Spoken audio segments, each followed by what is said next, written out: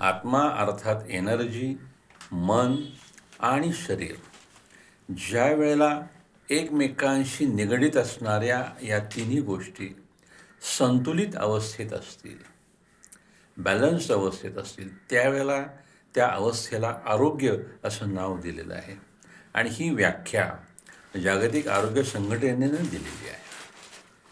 भारतीय परंपरेमध्ये, आयुर्वेदामध्ये या तिन्ही गोष्टींचा अत्यंत सखोल अभ्यास केला गेलेला आहे. आत्मा अर्थात एनर्जी, मन आणि शरीर यांच्या सर्व क्रियांचा लाखो वर्ष अभ्यास केला गेलेला आहे. हे तिन्ही एकमेकावर कसे अवलंबून आहेत, यांचे एकमेकावर कसे परिणाम आणि दुष्परिणाम होतात, याचाही अभ्यास केला गेलेला आहे. आणि त्यानुसार दिनचर्या आम्हाला सुचवलेली आहे, आहारक्रिया आम्हाला सुचवलेली आहे. योग्य आहार, योग्य विहार, योग्य विश्रांती या त्रिसूत्रीवर ह्या आरोग्याचं मंदिर उभं केलं गेलेलं आहे.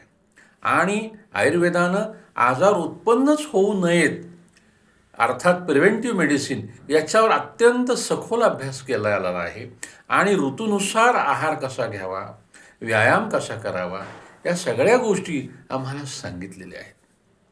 या सगळ्या गोष्टींचा आम्ही मनःपूर्वक अभ्यास करून निरोगी राहायला तयार राहिलो.